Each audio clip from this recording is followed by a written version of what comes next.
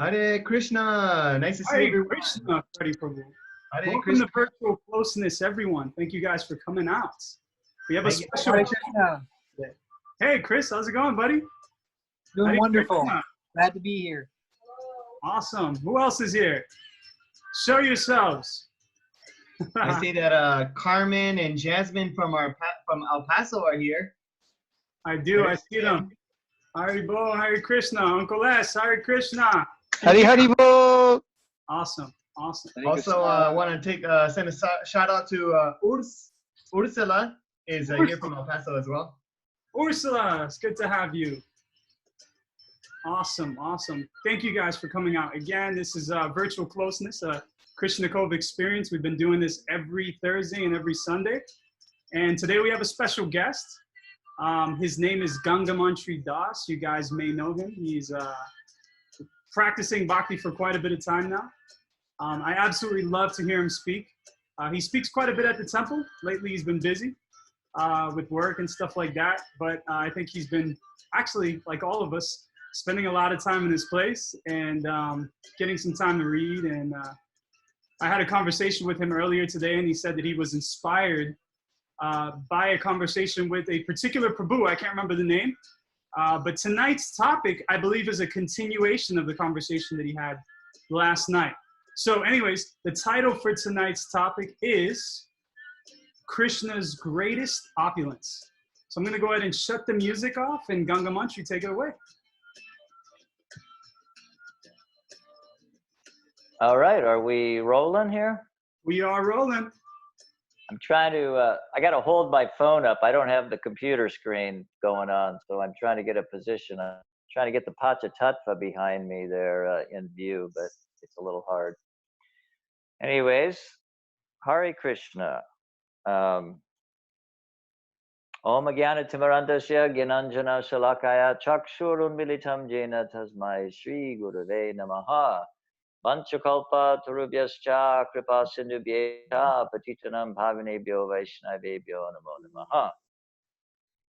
So this is my first go at this, so forgive me if I'm looking in the wrong way or whatever. I don't know what's going on exactly. So far, Prabhu. You're doing great. Okay, so yes, the genesis for this talk was initially a discussion I had with my sister, who was grappling with faith issues. And in particular, my mother passed away last July or last June. And, just seeing the struggle of my mother's, health and deterioration. And now with the whole pandemic thing, she's grappling with faith and, how could, the perpetual or perennial question about the problem of evil or, why is God allowing suffering and so on. So that was, it just stimulated some discussion with a couple of other people, one friend of mine in California. So I wanted to begin without rambling too much, just read from Bhagavad Gita, chapter 9, text 29, a very famous verse. So if any of you have a Bhagavad Gita handy, chapter 9, the most confidential knowledge, and this is text 29, so if you want to follow along, please do. So the Sanskrit is Samoham Sarvabhuteshu Name Dvesho Stina Priya Ye Bhajanti Tumam Bhaktya Mayi Te Teshu Chapyaham. So Srila Prabhupada's translation and purport is, I envy no one, nor am I partial to anyone. I am equal to all. But whoever renders service unto me in devotion is a friend, is in me, and I am also a friend to him. Purport, one may question here that if Krishna is equal to everyone, and no one is his special friend, then why does he take a special interest in the devotees, who are always engaged in his transcendental service? But this is not discrimination, it is natural. Any man in this material world may be very charitably disposed, yet he has a special interest in his own children. The Lord claims that every living entity, in whatever form, is his son, And so he provides everyone with a generous supply of the necessities of life. It's just like a cloud which pours rain all over, regardless of whether it falls on rock or land or water. But for his devotees, he gives specific attention. Such devotees are mentioned here. They are always in Krishna consciousness, and therefore they are always transcendently situated in Krishna.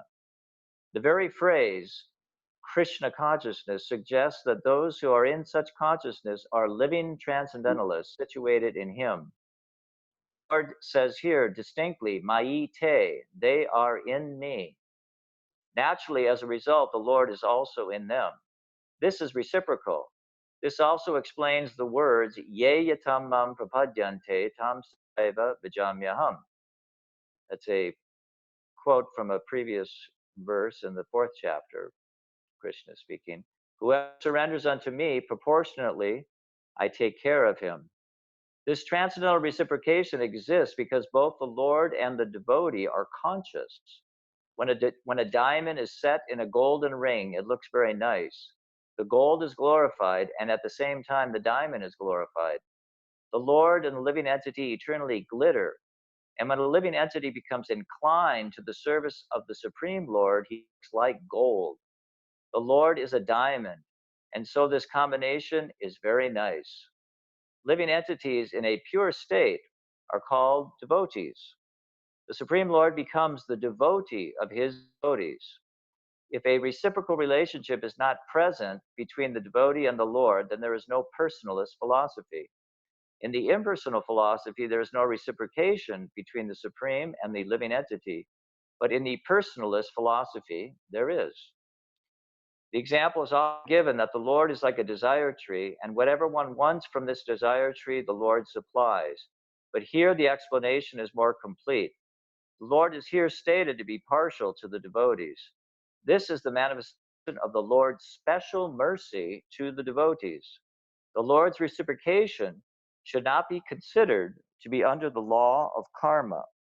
It belongs to the transcendental situation in which the Lord and his devotees function.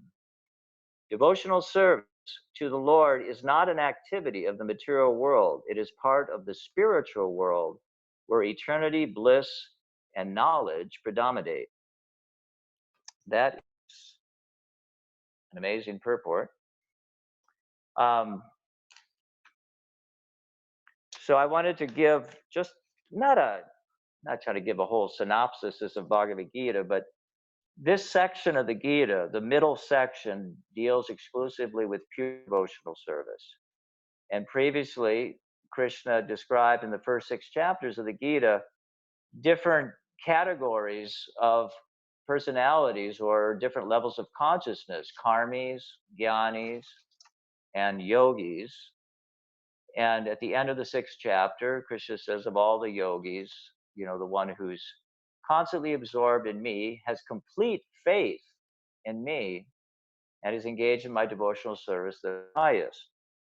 So philosophy or these teachings, in one sense, it's like connecting a lot of dots. I don't know if any of you remember when you were a kid, what those books they had, those little like coloring book type things for kids, where it was like connect the dots. And then you would, whatever, with the pencil or pen, connect dots, and then you would get this picture would appear after you assembled all these, lines together. Or like a puzzle piece. There's so many pieces in a puzzle, and you assemble them together and you get a picture. So philosophy, there are a lot of pieces. We hear a lot of different things from various sources in the Krishna consciousness, and the idea of putting them together to get an accurate picture. Who is Krishna? Who is Krishna always? Because the goal that we hear about so often is to pure love of God. That our ultimate aspiration, as Lord Chaitanya describes, the 5th, beyond Dharma, Artha, Kama, and Moksha, is pure love of God. So if we're going to develop our love for Krishna, there is this initial knowledge is required to just have a picture. Well, who is Krishna? Why should I love him? And the whole idea of Bhagavan or opulence, and Prabhupada often explained, the word Bhagavan is, Bhaga means opulence and Avan means one who possesses. So the full opulences of the Lord, the full strength, beauty, fame, knowledge, renunciation, the six opulences of the Lord. The idea is when Krishna says later in the 10th chapter, he said that one who understands these opulences of mine, they engage in unalloyed devotional service. So the importance of trying to understand Krishna's position and his opulence, but ultimately it's bewildering, as Queen Kunti in the Srimad Bhagavatam describes how this all-powerful, fully opulent Lord is bewildering because he appears to be a human being, and not only that, he's afraid of his mother Yashoda chasing after him with the stick. So Queen Kunti said, "This is really bewildering." And in the purport, in that Srimad Bhagavatam verse, Prabhupada describes that the idea that Krishna is appearing as a human, it's very perplexing. And even when Krishna was personally present on the planet 5,000 years ago, very few understood him to be the Supreme Personality of Godhead. So what's the secret sauce, or what is the secret, the most confidential knowledge, guyam? This confidential secret is that one can only understand Krishna when one has love for Krishna. So, but why should we love Krishna is because his love is completely unconditional. And I'm going to try to tie it into what I was discussing with this devotee and my sister when she said, like, she was having faith issues, and how can all this suffering be going on if God is all powerful and God is all knowing and God is benevolent?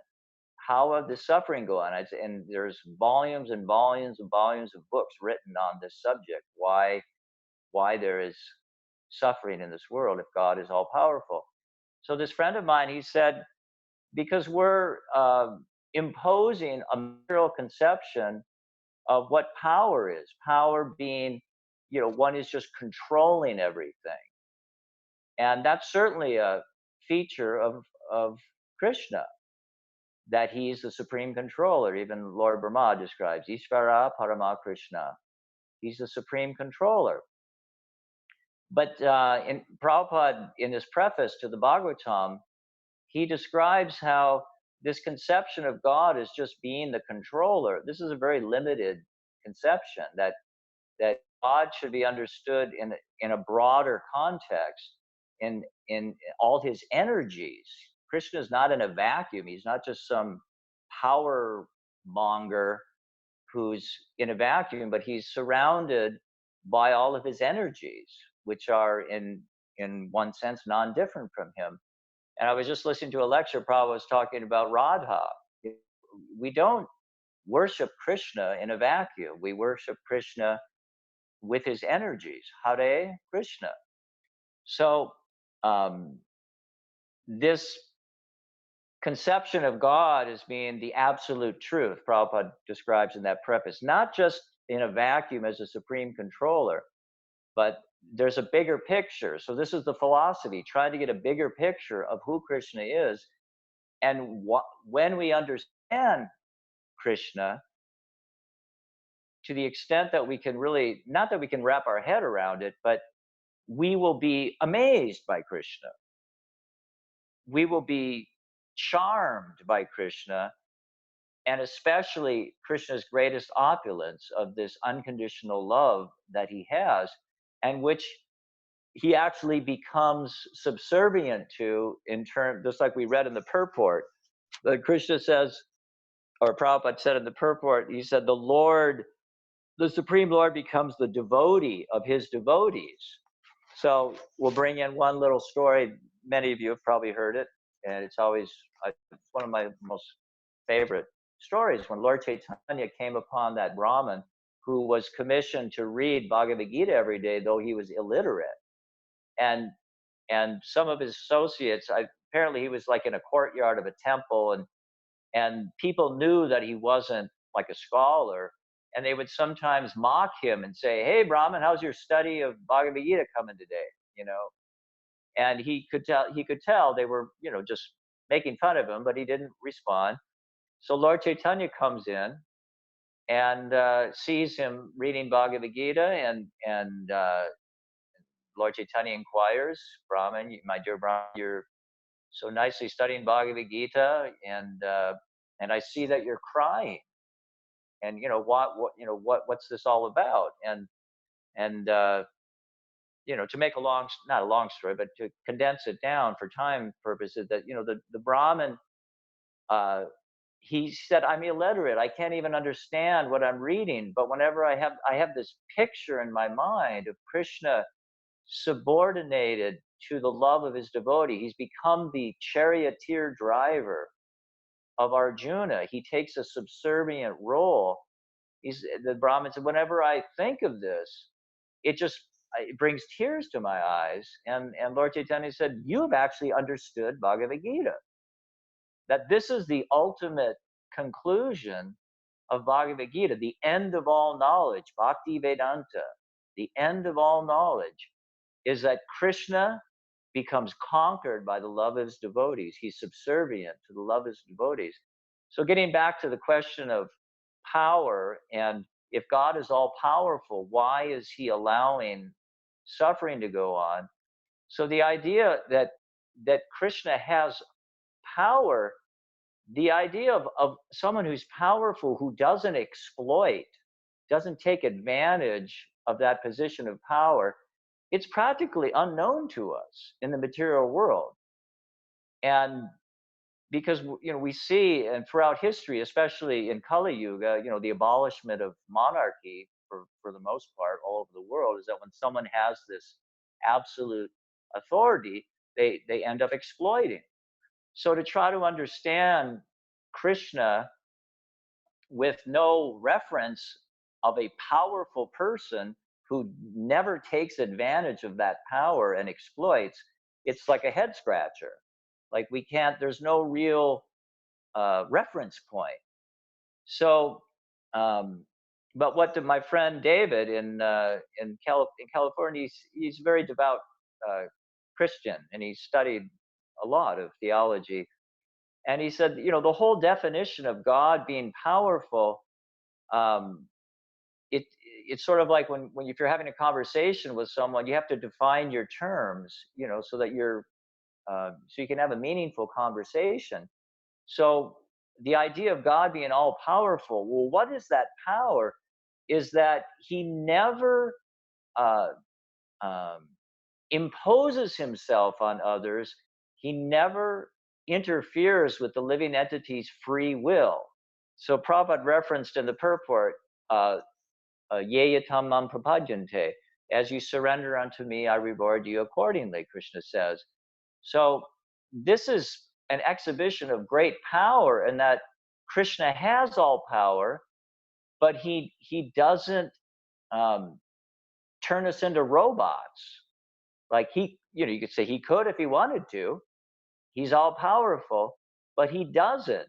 He restrains that is power, in that he doesn't wield it for any purpose that would in any way compromise our free will, because otherwise there's no such thing as love. There's no love without free will. One isn't voluntarily doing it. So this is actually an amazing understanding of God's power, in that he restrains himself, not restrains himself, but his only objective is love. He's Rasaraj, and he expands himself into innumerable living entities just to experience different flavors of love. And that love is contingent on one's voluntarily giving love. It can't be forced. So this is the idea that God is allowing suffering to go on. Is that he's not interfering with our desires to try to enjoy separately from him, but he's, out of his compassion, he set things up in such a way that we become frustrated, so that ultimately we turn to him. But this is, it's a lot to digest for, kind of like the everyday person. And I was listening to Prabhupada earlier, and he was saying that most people, especially in nowadays, Kali Yuga, they're not so inclined to study books and philosophy and so on. And Prabhupada, he said, that's all right. If you just serve Krishna in the heart, he describes that he destroys with the shining lamp of knowledge this darkness of ignorance that is impeding our ability to understand what is our real self-interest, just by serving Krishna, and specifically by chanting Hare Krishna. Devotional service begins with the tongue. Is it Padma Purana? I believe it is. Atashi Krishna Namadi Nabha Vedgrayam Indriyai Sevan Mukhe Hi Jivada Swayam Edva Sparatida. Devotional service beginning with the tongue, eating spiritual foodstuffs and chanting transcendental, hearing and chanting transcendental sound vibrations. This is the beginning. And to try to capture Krishna with some mental or intellectual gymnastics, it ultimately, it doesn't, you can't conquer Krishna with by some material effort. And Lord Brahma describes in the Brahma Samhita that the Gyanis, the great intellectuals, they can speculate for hundreds of millions of years, and they can go at the speed of the mind, trying to understand, but they can't even get a glimpse of the effulgence of Krishna's toenails. There's no access. Krishna is, there's no access at all unless one develops pure, love for Krishna.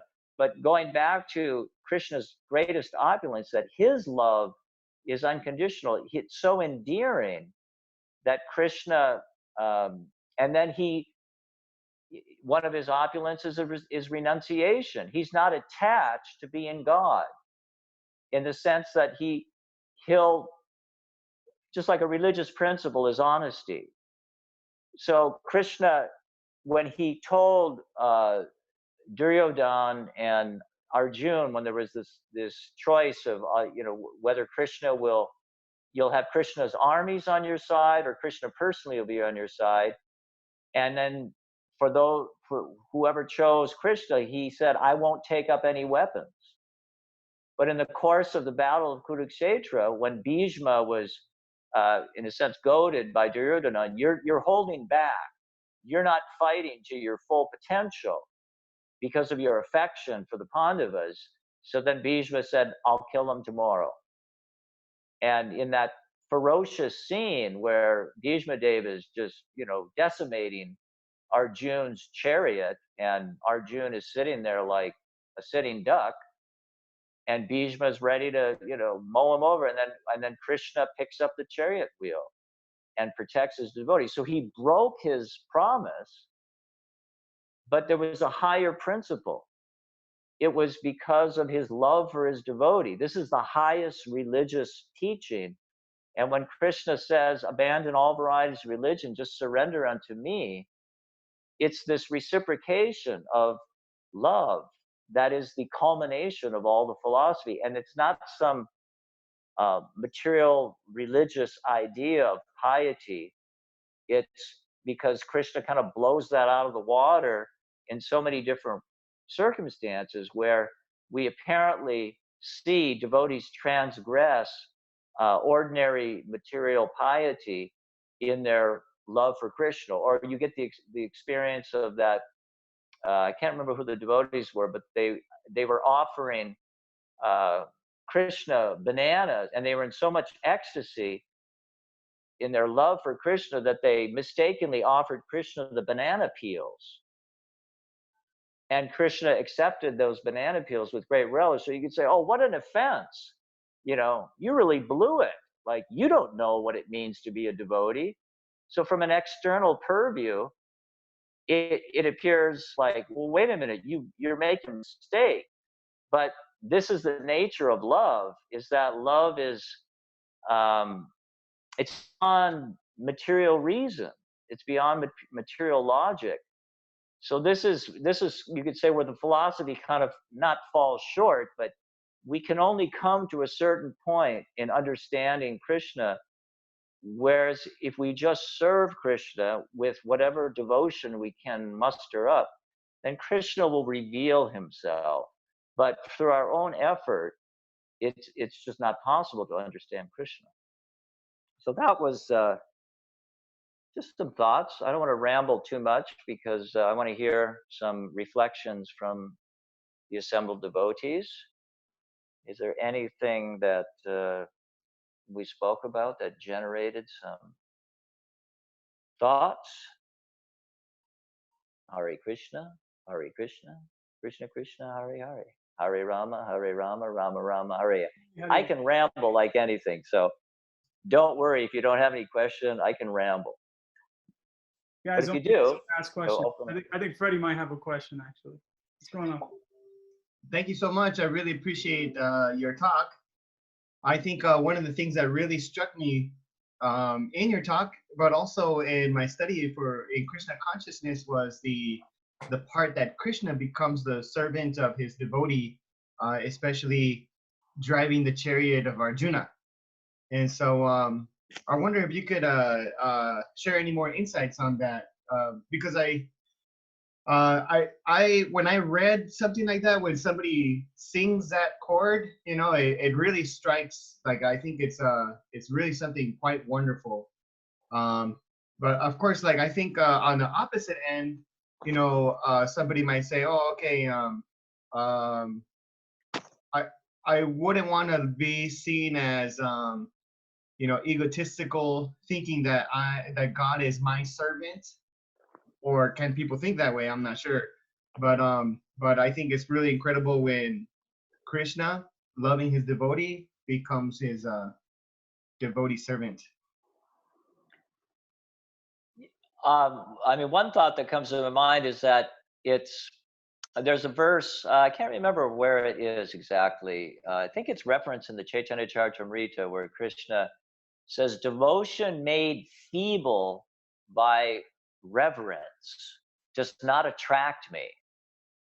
And this is the typical idea of, you know, like worshiping God, like, you know, awe and reverence, that God is all powerful. And we are, there's a scene from this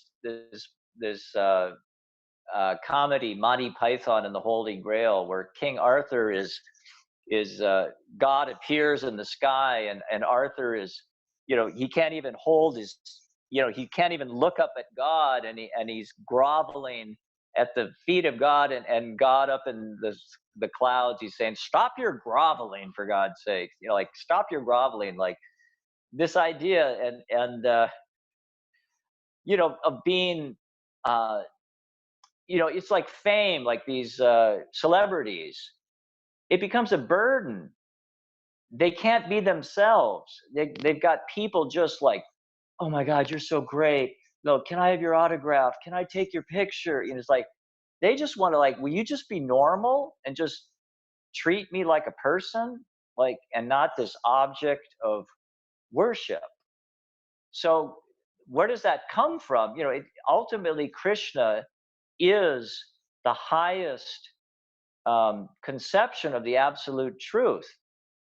And when he's playing, you could say, the God role, he expands himself into these various incarnations of Vishnu, where he is, you know, the impartial judge, the shower of, you know, justice, and you know, it's a feature of God, but it's not God at home, as my Guru Maharaj said. That's God in the office, is when he's Vishnu.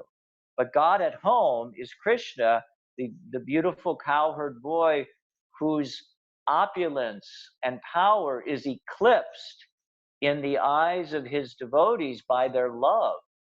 And Prabhupada often gave the example of like a big political leader who in his public persona is this, kind of, big worshipable person.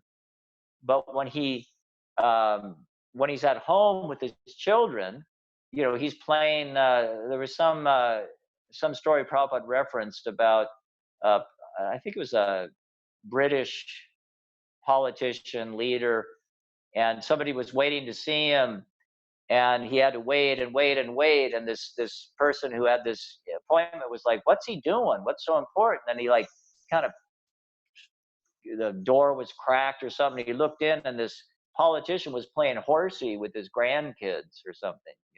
Like, this is the real happiness, is to be, having these intimate loving exchanges. It's not about being worshipped as some great, personality. It's like it's subordinating. This politician had become a horsey for his grandkids.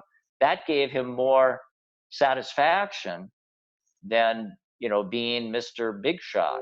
So Krishna's he's in this. This is the real God. Is in a sense not the God that we think of in terms of being powerful. And again, this is the supreme opulence of Krishna, is that he is unconditionally loving, and he is conquered by the unconditional love of his devotees, and he enjoys being subordinate to his devotees. How does that sound? Oh, that sounds wonderful. While you were speaking, I was thinking of a question to ask you along those lines, because sometimes when I'm with the devotees, I have a lot of courage and love for Krishna. But sometimes when I am outside of the circle of devotees and I want to talk about Krishna, then sometimes in the back of my head, I wonder, am I really Krishna's friend? Like, do I have any authority to be able to talk about Krishna and how much I love Krishna, or how much Krishna loves his devotees, with myself included?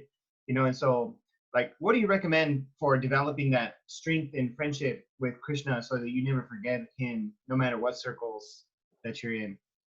Well, are you talking about, you said when you're not with devotees, you mean when you're interacting with people who are not aware of Krishna, and like, how do you deal with them? Is that what you're asking?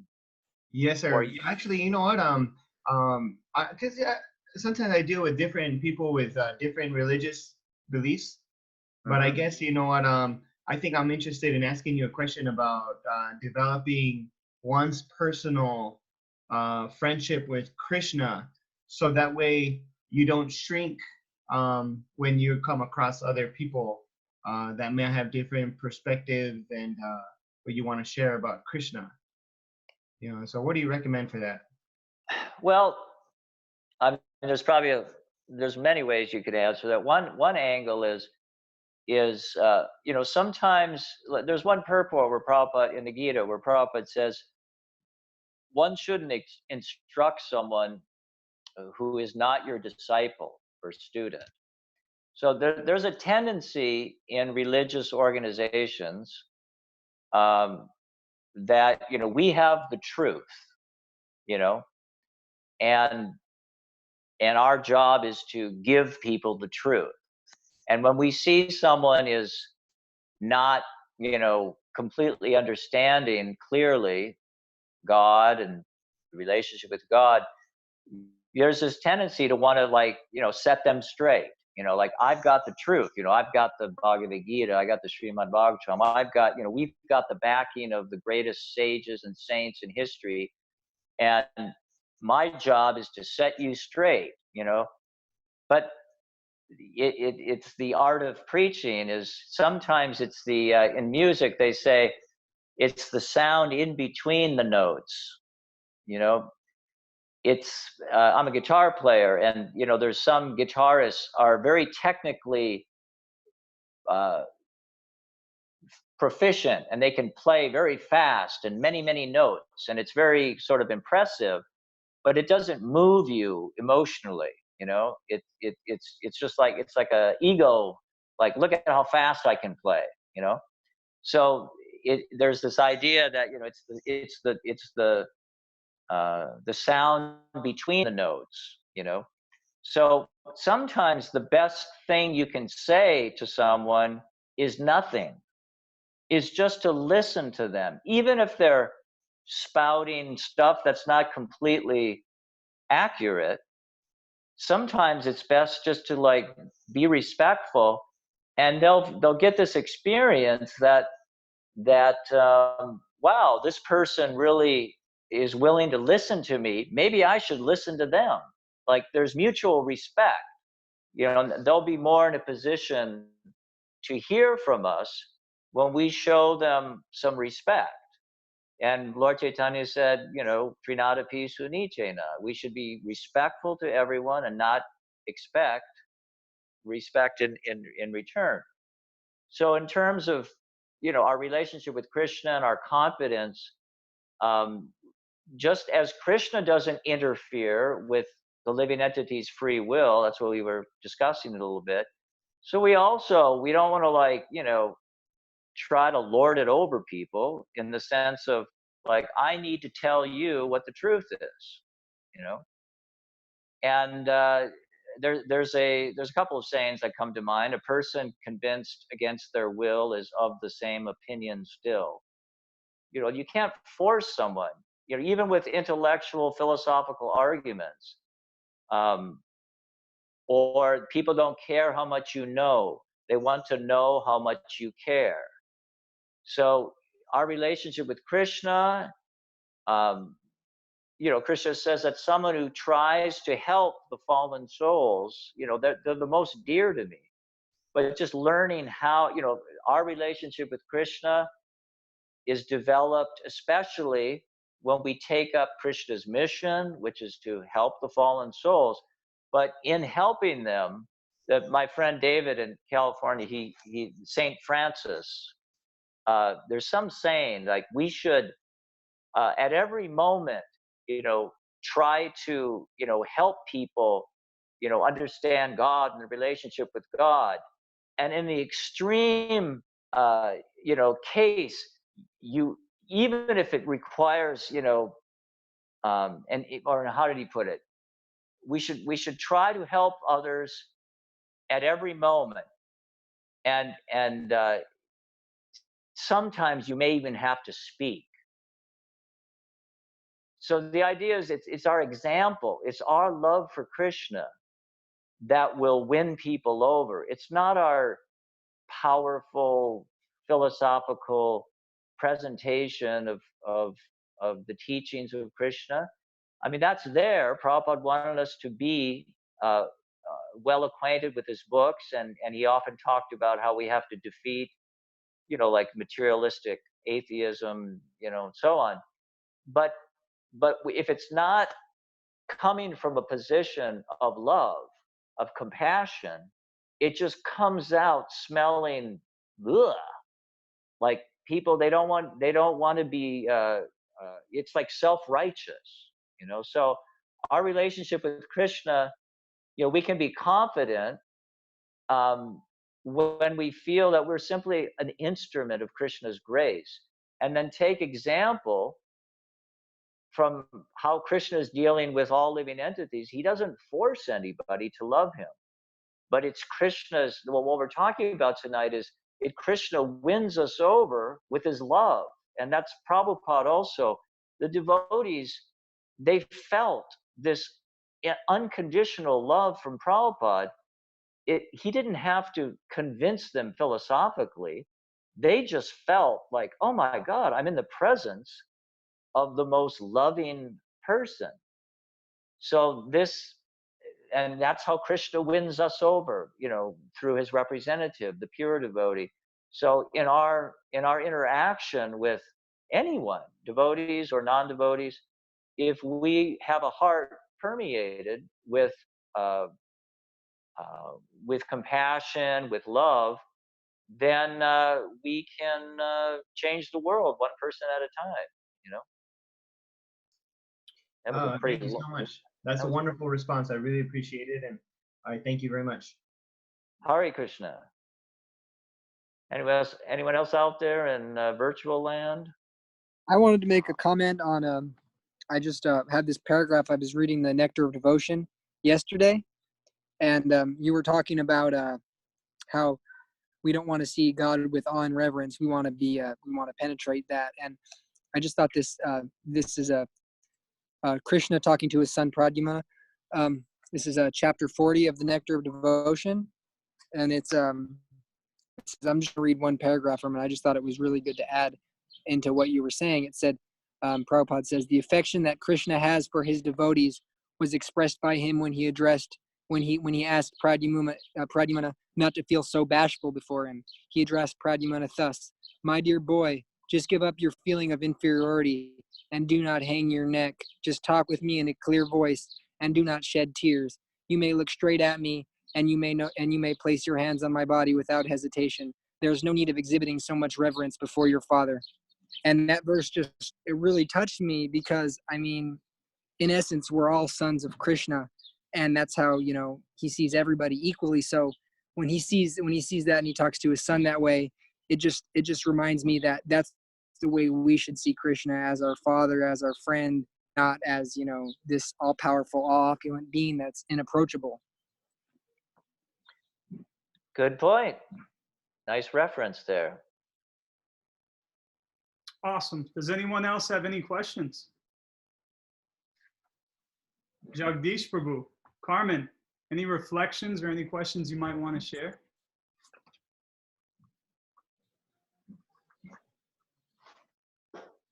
While they're thinking about them, one of the things that I really like that you touched on, Ganga Mantri Prabhu, is how a lot of times we may be hearing a lecture and we may be impressed by the intellect, or we may be impressed by some other ability that the speaker may have. But how many times are we actually moved within the heart to inch that much closer to Krishna? And I think this is really, really important. So as you were speaking and you were bringing that up, I was just kind of thinking about how many times in the past I might have been like, whoa, this person can memorize so many scriptures, so impressive, But thinking about it, the lectures or the talks that really moved me were the ones that were probably, they weren't perfect. They didn't know so many verses, but they were speaking from their heart. And you can tell that it was this desire to want to get to know Krishna, to have something personal with Krishna, to have something real. And to me, that's really powerful. And I think this is encouraging for anyone, because a lot of times we think that we have to be some pundit to be able to speak, but we just have to speak from our hearts. And if we can do that and we can touch someone, then I think that's really, really powerful. So it's just an encouragement for all you guys to be able to go out there and to be able to share Krishna.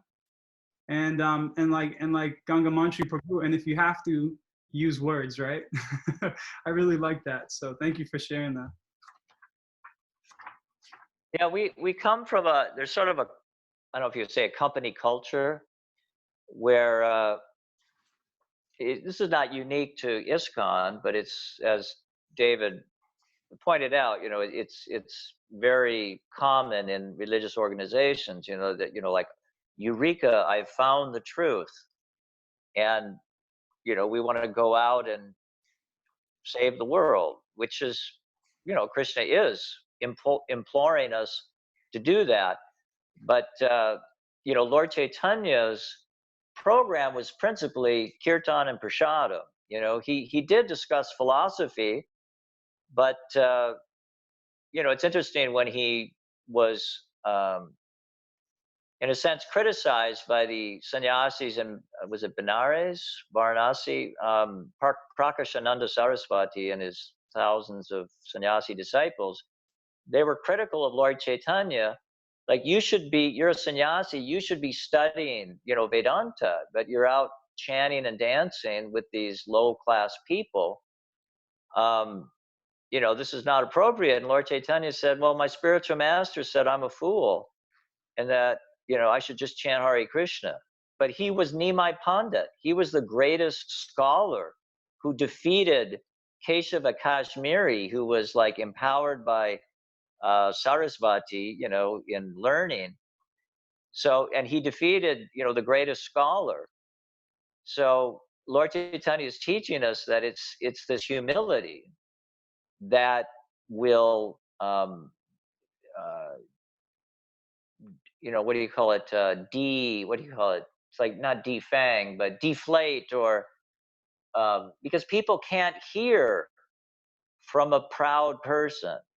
And the mode of goodness, you may be strictly following, regulative principles and be very adept at puja and other religious rituals, and which are very important, and we should, to the best of our capacity, follow.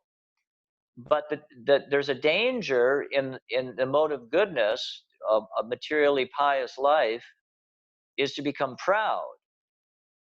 Because you're relatively, Prabhupada writes that someone in the mode of goodness is relatively happy because they're not being bogged down by sinful reaction. Those people in the mode of passion and ignorance, they're suffering a lot because of their impious activities. So someone in the mode of goodness is not suffering as much, has knowledge, is peaceful, and so on.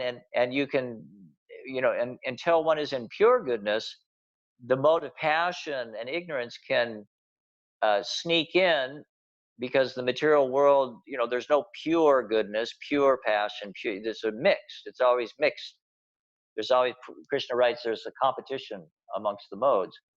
So one can become proud of one's learning. One become proud of one's piety, and that can actually be a very, you could say, and this might sound a little extreme, but it can be a very violent type of mentality, in the sense that Prabhupada defines violence as impeding someone's spiritual progress. That's the definition of violence, is impeding someone's spiritual progress, not just, punching somebody. Because if someone's spiritual progress is impeded and they have to take another birth and suffer more and more, it's like you're perpetuating their suffering. So if we are arrogant and proud of our religiosity and our learning, and we turn people off by our self-righteousness, we're actually being violent. Like, we're discouraging people. Even we could be speaking scripture and quoting acharyas and saints, but our consciousness is we want to lord it over people. I'm gonna set you straight. You're just a foolish, ignorant, conditioned soul, and you need to be set straight.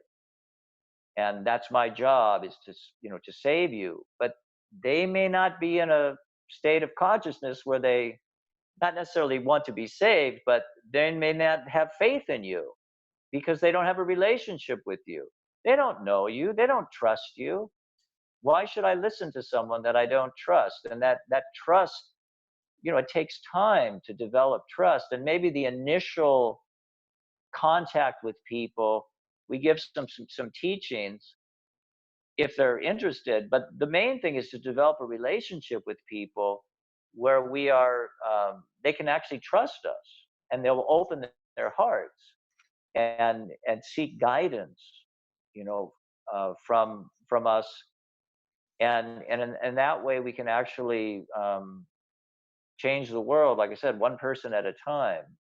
It's the people in our immediate circle that, like I've mentioned this before. There's this author, Stephen Covey. He said, there's a circle of influence and a circle of concern. The circle of influence is small, and the circle of concern is wider circle. And if we're too preoccupied with our circle of concern and not our circle of influence, we don't have influence over the world like maybe we think we might. but we have influence over people in our immediate orbit, so to speak. And if we can be loving and compassionate and there for other people who are close to us, then it's like a what do you call it? Not multi-level marketing, but there's a domino effect that the more we concentrate on our circle of influence, the immediate relationships that we're dealing with, then it'll actually expand. That circle of influence will expand and will encompass our greater circle of concern. So sometimes we're thinking about, we got to save the world, we got to save the world, but we're not, working on our immediate relationships, our spouse or our friends or, our, people that we're regularly interacting with. We're all concerned about saving the world, but we're not even like realizing the importance of the immediate relationships we have. So I don't know how I got on that from where we were earlier. I think it's all good though. I think it's really, really good. And I had a question. Can you touch on the importance of teachers? Because, Shiksha gurus and Diksha gurus, they obviously hold a place in our lives as teachers, but it's also important to understand who our teachers are. Not everyone's going to be our teachers, right? Like you said, it's in the Bhagavad Gita, if I'm not mistaken. Can you just please speak on the importance of understanding who to hear from and who not to hear from? Because at the end of the day, not everyone is going to be able to edify you. You're not going to be able to grow. Like for me personally, there's a lot of people speaking Krishna Gata, but I don't resonate with everyone. I may connect with some people, and I may want to choose certain people as my Shiksha gurus, and I may want to hear from certain people. I may not want to hear from certain people. Can you just speak on that a little bit and the importance of that? Well, there's always, as Lord Chaitanya said, we should be respectful to all living entities, not just devotees, but all living entities, because ultimately everybody is a part and parcel of Krishna and is worthy of our respect. In terms of, we all have different material conditionings, and Krishnadas Kaviraj said you should cement friendship with like-minded devotees. That you can, you basically have a similar worldview. You can really go deep into discussing Krishna consciousness with people who are like-minded. Mm. Now that doesn't mean others. It's sort of like what we say. What floats your boat. One guru inspires disciples and followers, and you're looking like, I don't get it. Like, I just don't see it. And how are these, doesn't do it for me, But there should always be this sense of, I don't know what's going on in people's hearts, how they're being inspired by this individual. So one should always be respectful. Okay, it's not necessarily inspiring me, but I can see that others are inspired, so I can appreciate, but it just doesn't do it for me, and so there should always be just Vaishnava etiquette, of respect, not just for devotees, but for all living beings.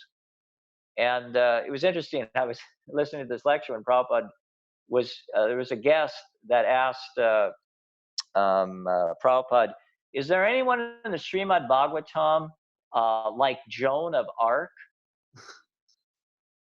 And Prabhupada, Joan of Arc? Prabhupada said, you want to see Joan of Arc in the Srimad Bhagavatam? And the girl was a little perplexed. Then Prabhupada said, well, why don't you see Joan of Arc in Srimad Bhagavatam? He says we should expand our understanding of what Srimad Bhagavatam is. Srimad Bhagavatam is the loving exchanges of Bhagavan and the devotees.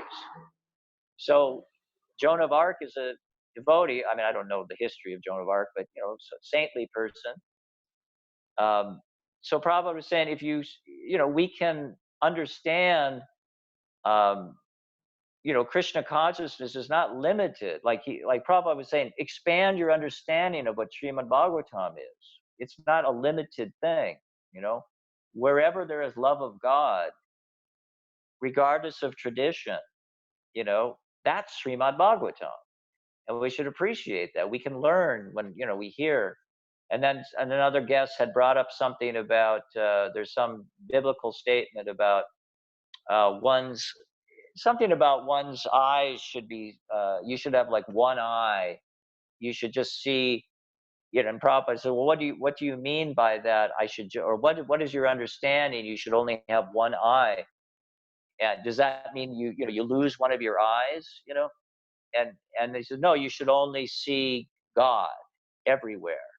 And Prabhupada said, yes, that's, you know, so, you know, there are wisdom traditions throughout the world. There's truth in all, you know, great religious teachings. And, you know, we can be inspired all over the place. But those people that we really feel are taking a responsibility for our going back to Godhead, who are invested in us, those are the people we really want to hear from. You know, that those people that we've established a relationship with, where they're really, you know, praying for us and sort of rooting for us to go back to God. I mean, all the in general, we're, you know, you know, like if you're giving a class, in one sense, you're a shiksha guru for everybody who's hearing the class, but you may not be personally invested in those individual devotees' lives. You know, you're just giving a general class for everyone's benefit, but you may not be really, you know, keying in on a particular individual and looking out for them and so on. So it's this relation, and someone like Prabhupada, you know, he's a unique, you know, exalted Mahabhagavat, you know, where he could actually, there's in the opening of Srimad Bhagavatam, Sutta Goswami's, he's glorifying Shukadev Goswami, his guru, and he was saying, you know, Shukadev Goswami, he was glorifying him and saying, he can enter the hearts of all. Shukadev Goswami, he can enter the hearts of all. So someone like Prabhupada, it's like he could enter the hearts of everybody. And these are special, empowered, powerful acharyas, you know? And so we all have that relationship with Prabhupada. You know, he is our preeminent Shiksha Guru, as we've, you know, heard so often. And those devotees that are especially trying to help us nurture our relationship with Prabhupada, they are Prabhupada's extension, personal extension to us. You know, Prabhupada is directing particular individual devotees, or Krishna through the heart is directing individual devotees to really, you know, take us under their wings. So those are the devotees that we really want to take shelter of, you know. And we can get inspiration everywhere. Like the Abhanti Brahmin, he talks about the 24 gurus that he saw in nature. You know, the trees. He learned all these lessons from the trees and from water. You know, like, so we can get inspiration, and we actually should get inspiration everywhere. But in terms of really opening your heart and you know, revealing your mind in confidence, and so on, it's that is reserved for someone who's really taking responsibility for us. How does that sound? That's great. Thank you. And you know, that's, you know, you know, I there's not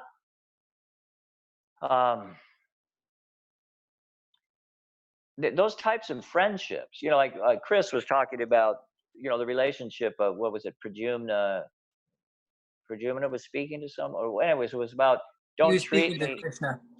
yeah, don't treat me with all this on reverence, you know.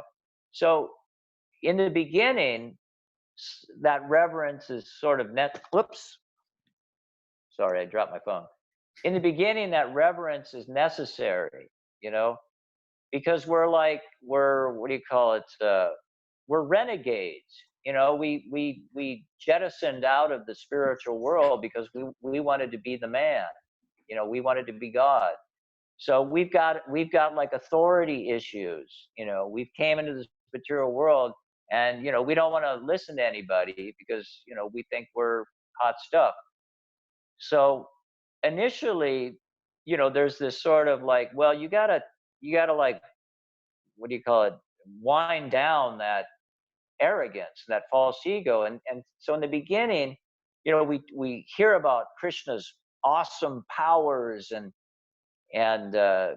he's manifesting universes coming out of the pores of his skin, and we're just these tiny little insignificant spirit souls, 1/10,000th part, the tip of a hair in size. So that kind of humbles us. But that's not, that doesn't really necessarily invoke deep loving feelings. It's just like, oh, kind of to temper our false ego, we need to be humbled by the power of God, or you could say the power of the guru.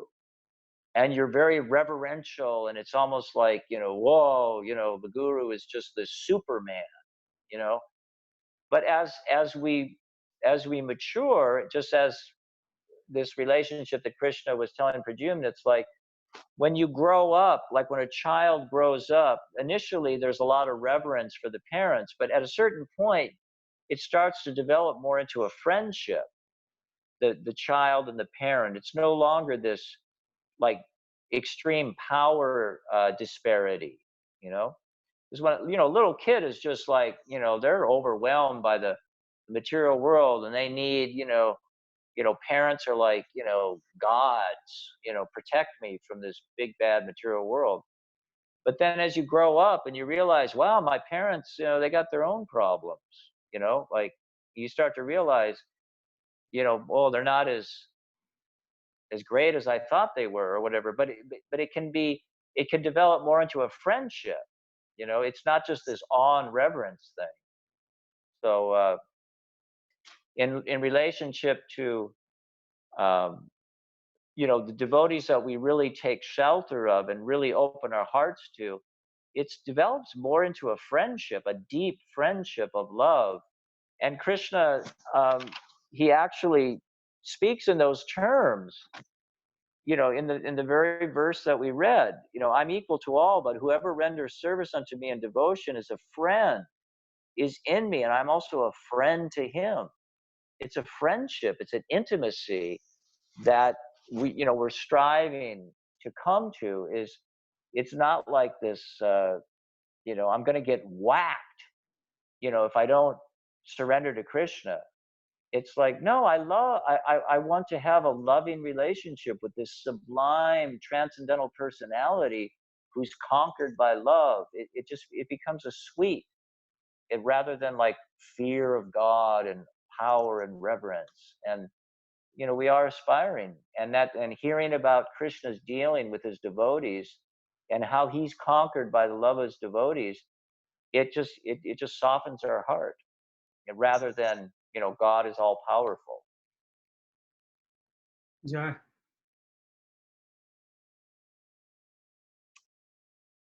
So I don't want to keep anybody longer than we're supposed to. Are we on a particular time frame, or how does it go? No, actually, we're doing really well. It's about 6:47 now. We started about 5:45, so we're about an hour in. So, we usually go about 2 hours with Gurudev, but Gurudev can speak quite a bit. We all appreciate that, of I course. mean, it's doesn't need to go that long, however. yeah, it's nectar. It's nectar. But I guess in the mood of Saint Francis, when he said, sometimes there's some song, words get in the way. Sometimes words get in the way, and it's important. This is kirtan also. Prabhupada said spoken kirtan. So this is, hearing and chanting. Inquiring, questions and answers. This is I don't want to go on a total tangent, but what I thought about also is that the Bhagavad Gita is like the original therapy session. you know, because Arjun was depressed. And even it's the verse in the second chapter, you know, when Krishna saw Arjun, you know, he was dejected, he was depressed. I gotta do this, you know, this fighting with my relatives. It's like, you know, I'm overwhelmed and I'm depressed, and uh, and when Arjun had all sorts of doubts, and when there's a famous verse that your Guru Maharaj quotes often, you know, the Karpanya dosha hatasvabhava. Now I'm confused about my duty. I've lost all composure to miserly weakness. You know, in this state, I'm asking you to tell me for certain what is best for me. Now I'm your disciple and a soul surrendered unto you. Please instruct me. So Arjun, you know, he began the surrendering process, but he still had all sorts of doubts. And throughout the Gita, Arjuna is like, I'm confused, Krishna, and I doubt this and I doubt that, and I don't know, you know, what about this and what about that? So the process of progressive surrender, you know, it doesn't mean that, you know, surrender is when I, you know, officially, you know, join the Hare Krishna movement or took initiation or whatever. That initiation means the beginning. It's the start. But as in Arjun's case, he started the process of surrender, but he still had doubts. So it was Krishna talking to him and removing his doubts. And then the end of the Gita, Krishna says, "So what are you going to do now, Arjun?" You know, and then Arjun says, "All my doubts have been dispelled. You know, I'm going to fight. You know, like everything's clear now. All my doubts are dispelled." So this is the ongoing process of this hearing and chanting. It's meant to clear away misgivings and doubts in our heart, because that's what's really impeding us from fully surrendering to Krishna. We don't completely trust Krishna. Like, I got to keep my guard up, because when I've opened up my heart to someone in the material world and I've gotten burned, that like cuts, you know, cuts deep in the heart. And then it's like, you know, and then it heals, but there's like scar tissue, you know, scar tissue is like tough skin, you know. So you know, and then, okay, I'll try, you know, there's all these songs, you know, I learned to love again, you know, I got burned, you know, but I got to learn to love again. And then if you get burned again by a material relationship, so, and then that's the tendency in the beginning of spiritual life. Prabhupada actually writes in chapter 4, text 10 in the Gita, he said in the beginning, because of our bad experience with exploitative relationship in the material world, we lean towards impersonalism, you know, because we're afraid of getting hurt. So this, when Prabhupada's pranam mantras, nirvishesha shunyavadi paschatya deshantarne, the Western world are filled with impersonalism and voidism. So a lot of this impersonalism that is being addressed in those pranam mantras, it's not that people are card-carrying Mayavadi Vedantists. It's that people are hurt from horrible experiences of relationships in this material world. So people are reluctant to open their heart and be a person. It's just, I'm going to keep people at a distance, you know? You know, I got walls up around my heart. It's like a fortress. I got to keep those walls up to protect me because I've been hurt. So Guru and Krishna, it's sort of, it's like dismantling those walls of hurt, you know, that we're trying to protect ourselves from being hurt, and we're fearful of being hurt. And in the end of the Gita, when Krishna says, Masuchaha, Sarvadharman Parityajam Mamikam Sharanam Vraja, Aham Tvam Sarva Papibhyo Moksha Yishami Masuchaha, you know, just surrender unto me, and I'll deliver you from all sinful reactions. Do not fear. Like, I'm not going to exploit you, is basically what Krishna's saying. Don't fear. I love you unconditionally. I'm never going to do anything to hurt you. just trust me. But we don't trust Krishna. We have doubts. And that's the whole process of devotional service, is deepening our faith in Krishna. Faith and love are inseparable. The more you trust someone, the more faith you have in them, the more you can love them. Like if there's no trust in a relationship, like say for instance, like a husband and wife, if one of the other cheats, on the spouse, it's really hard to reestablish trust when there's been this like cheating. So, and sometimes it can't be reestablished. It's just too much. Like a person gets hurt so bad, So faith, it's the foundation of Krishna consciousness, is our faith. It begins with Shraddha, tender faith. And then as one advances in Krishna consciousness, association, bhajana kriya, the anartha nivriti, when one's unwanted habits are being cleansed, then one comes to nishta, firm faith. And then from firm faith, then one comes to the point of ruchi, taste. One develops just the higher taste. And then when that becomes more, one no longer has any interest in trying to enjoy the material world, then one's heart is really open, and then one becomes attached to Krishna. And that's when you sort of blast out the gravitational pull of material consciousness. You become attached to Krishna. Then it's like, when the rockets, when they get out of Earth's gravitational pull, they don't need a whole bunch of firepower because there's no gravity holding them back. They can travel throughout space, at least what they say. I don't know. I'm not an astronaut. But they can travel without a whole lot of propulsion because there's no gravity. So these doubts and these anarthas, they're like gravity that's holding us down.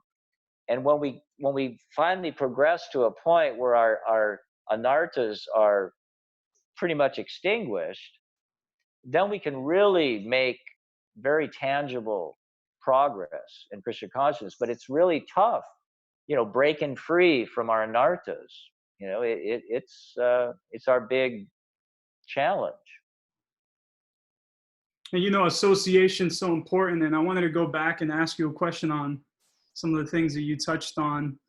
You mentioned how people in this world, essentially, they have basically barriers put up because they're afraid to trust because they've been hurt. It's the nature of this material world for people to be cheated, to cheat, to be exploited. How important is it for aspiring Vaishnavas like ourselves to be the difference in people's lives so that they can experience something else besides what they've already gotten throughout their entire lives? Well, that's the essence of Krishna consciousness. Our love for Krishna is expressed. Ranaswami was talking. He said, Prabhupada gave a definition of what a Vaishnava is. And he kind of teased the audience. He said, would you like to hear, what Prabhupada's definition, of what a Vaishnava is? And, of course, there's many definitions, but this particular one that Prabhupada said was that, you want to distill it down to the essence, is that a Vaishnava feels compassion for the suffering of others. That's the essence. And in the Krishna book, Prabhupada writes that of all Krishna's opulences, his compassion for the fallen souls is his greatest. And that's what I was kind of coming to in this class. Krishna's unconditional love. Even though we've walked out on Krishna, we've turned away from Krishna, left Krishna, he doesn't hold it against us at all. Unconditional love. He's always trying to help us. He's always, and as soon as we turn towards him, he doesn't care what we've done for millions of lifetimes, all sorts, all sorts of irreligious or animalistic activities, countless births. It's sort of like Krishna says, I don't look at any of that. All I care is that you turn to me. So Krishna is the most generous. He's the most forgiving. He's the most loving. So Ranath Maharaj, he always talks about we should pray to Krishna to be an instrument of his compassion.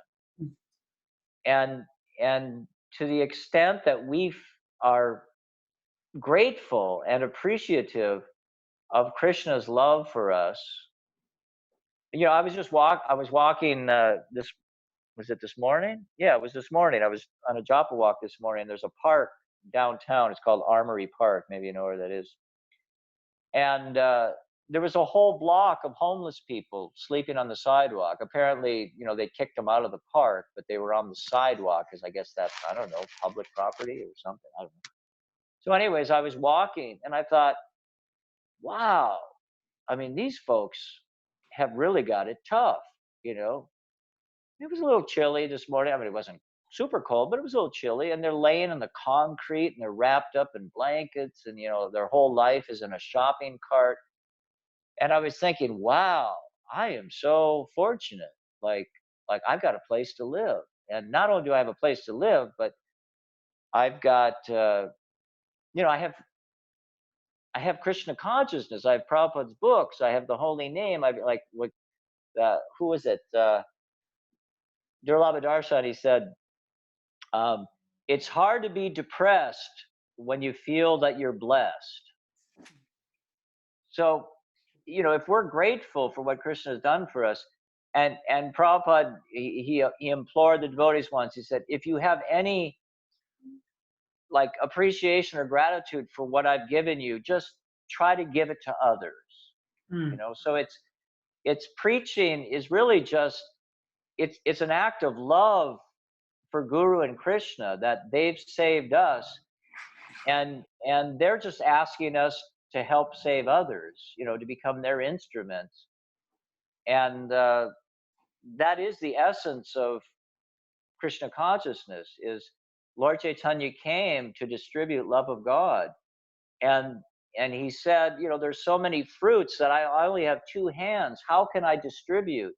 It's a the Panchatattva, there's a verse, it says the Panchatattva came and they broke open the storehouse of love of God.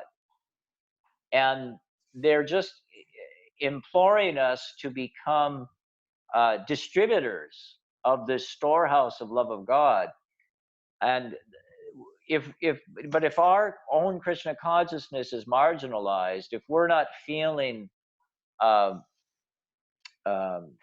relationship with Guru and Krishna, expanding, it'll be hard to feel impelled to go out and help others, because it's like, it's not working for me. Why should I go out and tell everybody how great Krishna consciousness is if I'm, not experiencing anything higher, So, Krishna consciousness is, Rupa Goswami talks about, there are pitfalls along the path of devotion. In the Nectar of Instruction, he said, eating too much, collecting too much,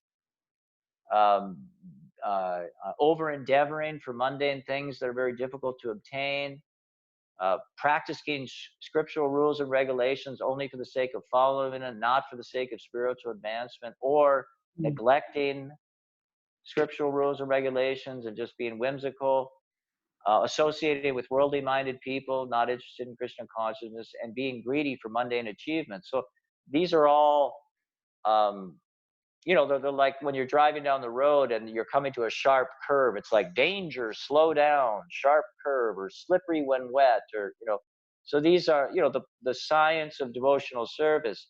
There's the positive aspects of hearing and chanting and nourishing our bhakti lata kripa, but then there's the weeding that has to go on. We have to pull out these tendencies to deviate. And that's where the association of devotees is so important, is that they can tap us on the shoulder like, hey, Prabhu. And that was Maharaj Bharata, the great king who renounced. his kingdom, and he went to the forest to meditate. And then you know the story when the deer was frightened by the roaring of the lion or the tiger and miscarried, and that little fawn was born, and the mother drowned, you know, down the river, and Bharat Maharaj rescued that little fawn. And that was a genuine example of of compassion of a Vaishnava. You not just let this poor baby deer drown. But what happened is that he was taking care of this baby, this fawn, and he neglected his sadhana. But he had no association. He was in the forest by himself. He had no one to tap him on the shoulder like, hey, Prabhu, you're like getting a little attached to this deer, you know? Do you think you should chant your japa? Yes, I mean, whatever his spiritual practice was, you know? Mm-hmm. So that the value of association of devotees, it protects us, because it's like a car that's out of alignment. You know, as soon as you let your hand off the wheel, it goes off the road. So before we're fully pure, you know, we're like a car out of alignment, and we tend to go off the path of devotional service. So therefore, the association of devotees, especially advanced devotees, they keep us like in, you know, they can tap us on the shoulder and say, hey, you know, you might want to think about this, or what, you know, or maybe a heavy chastisement, you know, it depends on the relationship. But that's the value of association of devotees, is that they can help us stay on the path, because we have a tendency to deviate. So I don't know, that's maybe not, you know, kind of a tangent from what you were talking about, you know, which devotee. Well, no, you said I think that was it. That was good. That was right on. how important is, you know, reaching out to people and, you know, sharing Krishna consciousness. But we have to be Krishna conscious in order to give Krishna consciousness, you know. And there's a famous letter, Rameshwar, who was very involved in book distribution. He was the BBT manager, and there was the the first Christmas marathon, as they called it, where they distributed, I think, 17,000 books in one weekend in the Los Angeles temple. And Prabhupada was so, you know, he responded to the letter, that report. And Prabhupada said, that is so wonderful. You know, that's our mission, you know, to save, you know, the fallen souls. And it's amazing. And it's so, I'm so happy, and I'm so, Krishna will bless you.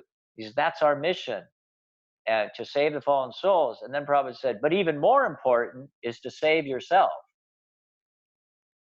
So if, you know, in the name of spreading Krishna consciousness, if we neglect our own sadhana and become weak and then fall away, then, you know, you're not going to help anybody in that condition. So it's important that we balance our own sadhana with our service. You know, and Prabhupada gave that formula: health, sadhana, service, you know, in terms of priorities. You have to be healthy. You have to take care of your health. You have to eat in a regulated way, sleep in a regulated way, work in a, you know, it's in moderation. Krishna advises in the Gita, be moderate, regulated in your habits of eating, sleeping, working, and recreation. And this is a yoga process. And, you know, when we're in strong Krishna consciousness ourselves, will just be an effective instrument in terms of being able to help other people. So it's you know, sometimes to be selfless, you have to be a little selfish. And sometimes our emphasis in the past, maybe not as much now, but there was a great emphasis on the outreach. And devotees may have neglected their health or their sadhana, or neglected their relationships with other devotees. You know, they thought, you know, it's so important to go out and save the world, which it is. But our own, you know, emotional health and physical health, it's, you know, we have to be compassionate towards ourselves also. We have to be compassionate to the conditioned souls, but we have to take care of ourselves also. And that involves, being very, concerned with our relationships with other devotees. Are we nurturing deep friendship, with devotees? Because eventually, if we don't, we'll look for those friendships and loving relationships outside of the association of devotees, because we have to have that. We have to feel these deep, loving relationships with devotees.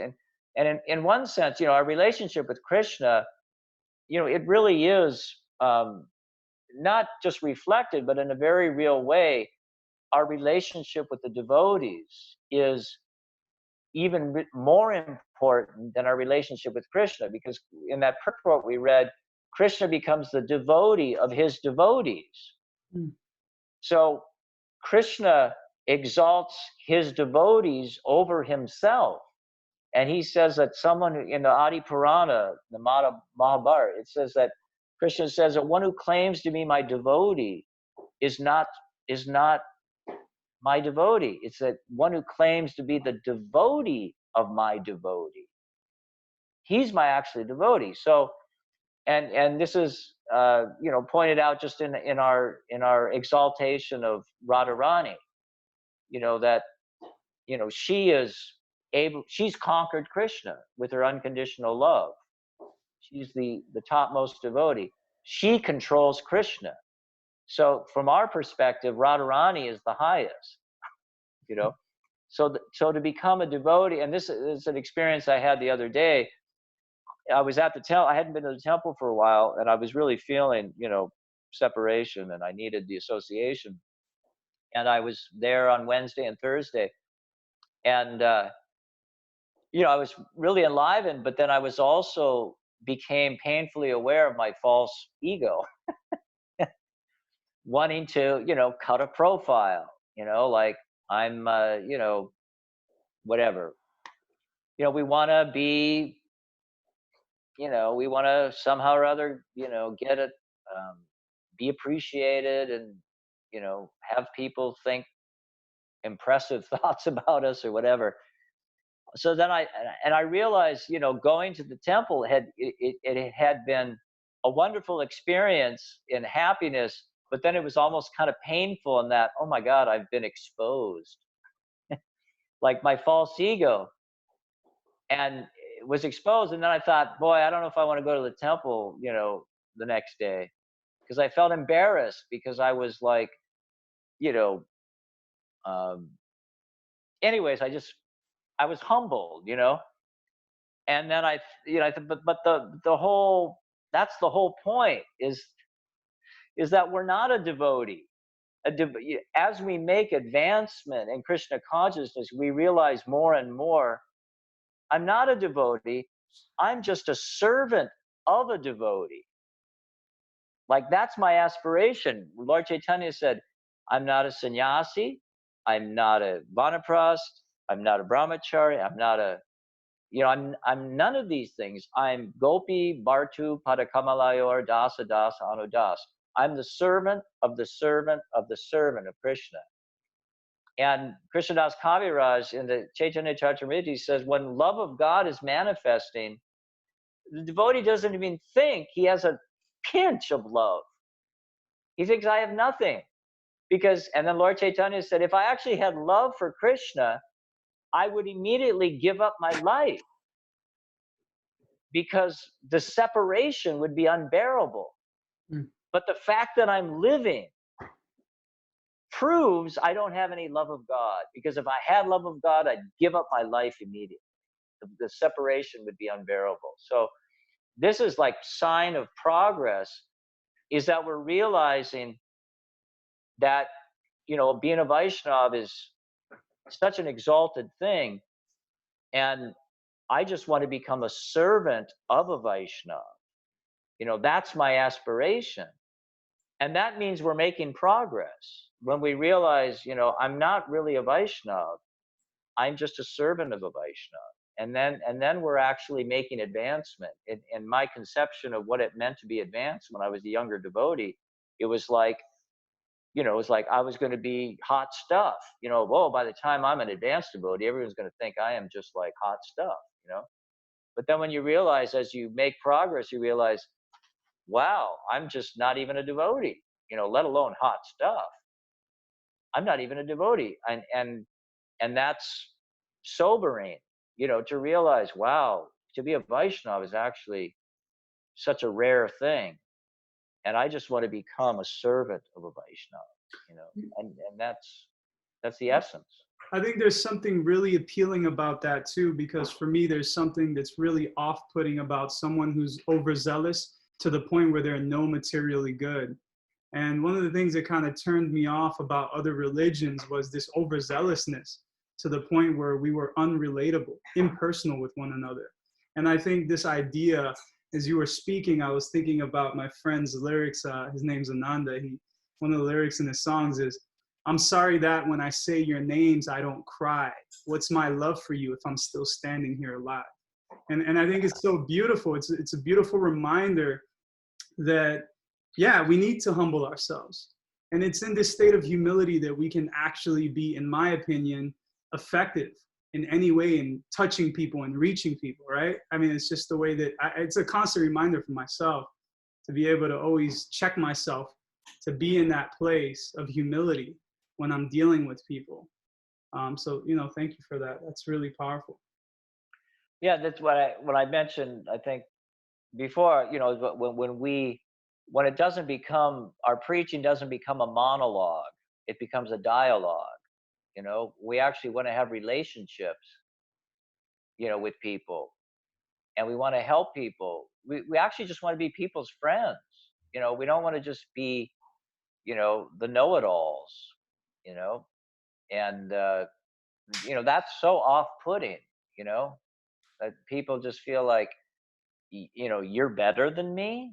Like, it's just the opposite of how a devotee feels, like I am lower than everyone, you know it's just the opposite. So yes, exactly what you're saying. Well, we can become an effective instrument, in the hands of Guru and Krishna, when we, just sort of get out of the way, with our ego and our agenda of, trying to impress others, in any way.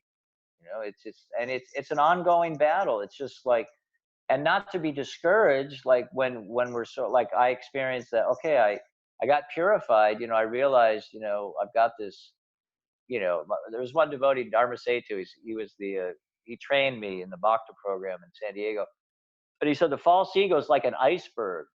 Only the tip is showing above the surface, but most of an iceberg is underneath the water. So our false ego, like we're not even aware of how extensive the false ego is, and Krishna has to sort of chip away at it a little bit at a time. If he showed us how puffed up we were, we'd like faint. We just like, I give up. I'm a lost cause. So he just he shows us in increments, like, okay, settle down, he humbles us in increments. And, it's a whole lifetime of, purification. And, when there was one devotee, he was a, kind of a leading devotee in, in some regard. And he had spiritual difficulties. And I remember with Lokanath Swami, he said, same old story, profit, fame, and glory. That's what trips us up, is this desire for prestige and respect. And therefore, Lord Chaitanya distilled Krishna consciousness down into that little sutra, Trinada pi sunichena tarore vasishnana. It's our, Krishnadas Kaviraj said, wear it as a garland around your neck, that verse. And it's not, it's like no surprise that we have problems with, pride and desire for respect. So it's not to be discouraged. It's that it's like the Jalabha Darshan, one of his favorite passages in the Gitas, where Prabhupada narrates the story of the sparrow whose eggs were captured by the ocean. You know that story in the Gita? And you know, the sparrow demanded the ocean return her eggs, and the ocean was like, you know, laughing at the proposal, a little tiny sparrow. And the sparrow said, if you don't return them, I'm going to dry you up, you know, like one beakful at a time. So it's, you know, it's impossible, you know, but Garuda, seeing the determination of the sparrow, Garuda said, you know, and Prabhupada said, being compassionate towards his small sister bird, Garuda, you know, told the ocean, like, fork him over, or I'm going to take up the task. So this is the whole principle. I was listening on the podcast, Raghunath and Kastuba, and they talked about will and grace, and he said not the TV show Will and Grace, but the principle of, you know, we have our own free will, we have our own desire, and then we have Krishna's grace. So, you know, they're both required. We have to show Krishna we want his mercy more than anything else. And that loyum, that intense desire to have Krishna's mercy, to have Krishna's love, to have a relationship with Krishna, that will burn up all of our material hankerings. And that was Narada Muni when he was a young boy and his mother was killed by the serpent, the snake, and then he was wandering throughout the countryside, and ultimately came to the forest and he was meditating, and then he saw Vishnu and he was thrilled in ecstasy, but then Vishnu disappeared and then spoke to Narada Muni and said, you will not see me again in this life, but you've got this experience, this ecstatic experience, and your hankering to see me again, that hankering will burn up all of your aspirations, your material aspirations. So this is what I think it was Rupa Goswami said, this is the price for Krishna consciousness, loyum, intense desire. So that is our only, you could say, asset. You know, that's all we can bring to the table is our own desire. And Krishna never interferes with that. You know, he'll never impose on our free will. But that the principle of will and grace, you know, that it's by our will, by our desire.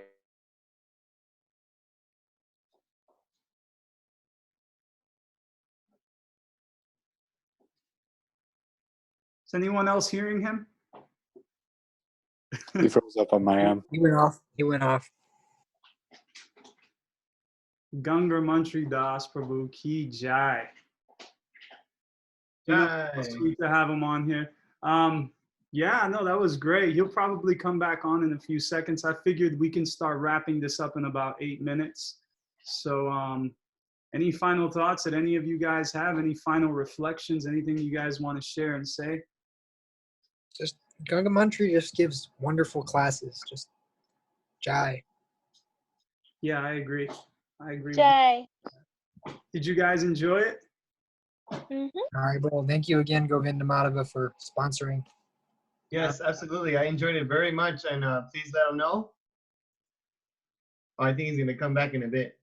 He might come back in the next couple of minutes. I figured maybe we can just go ahead and, you know, just thank him for his time. You know, he took the time to speak to us, and it's always good to hear from him. He's like a breath of fresh air, you know, because he's such a well-rounded devotee, and I take his advice. I take his opinion to heart. You know, I consider him one of my Shiksha gurus. You know, and every time I hear from him, it feels really good and actually inspires me to want to continue in my Krishna consciousness.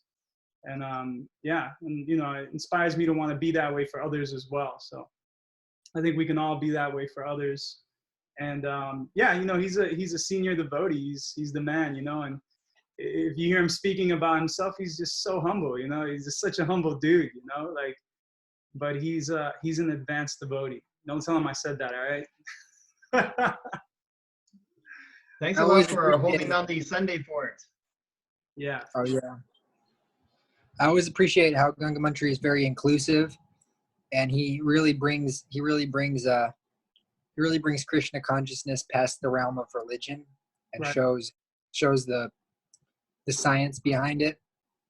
And he brings, he always talks about other things and brings in how it's applicable to the material world. I really just always appreciate that parts of the class. I'm thankful for having it. Thank you. Totally. Yeah, this is my first time hearing a lecture from him, and it's definitely different. I absolutely loved it. Oh, that's great. I'm glad to hear that. That's wonderful. That is wonderful. Absolutely. Hare Krishna, everybody. Hey, Krishna! Hare Krishna. Marble Radha. I'm behind the feather. Behind, right behind the peacock feather. Behind the veil. She's preparing for Sodom right now, actually. So, Mm. is it 7:30 over there in El Paso as well right now?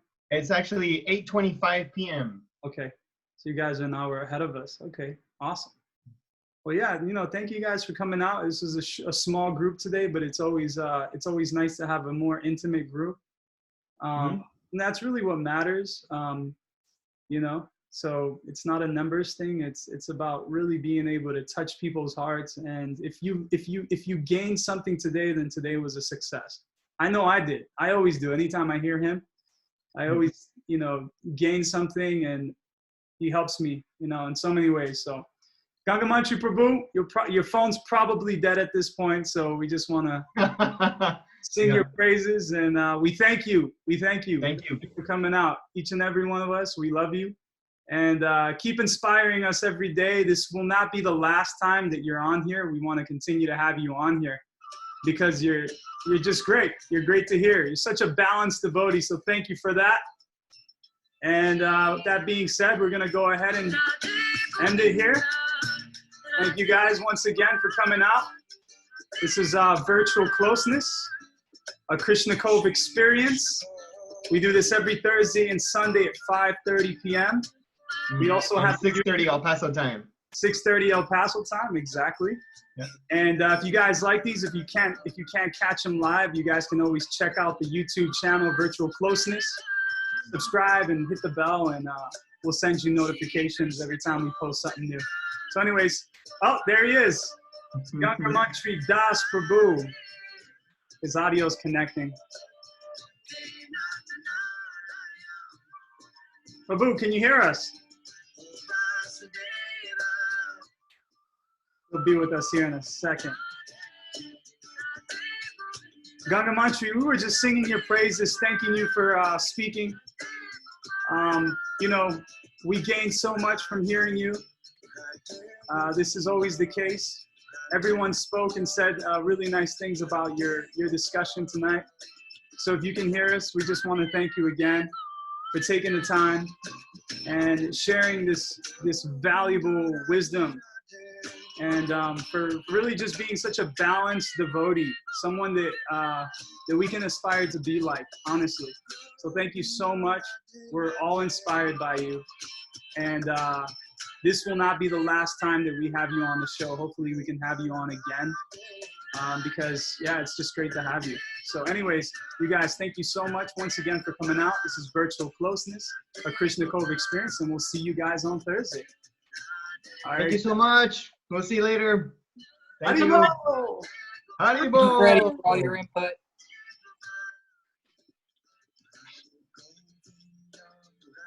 All right, and let's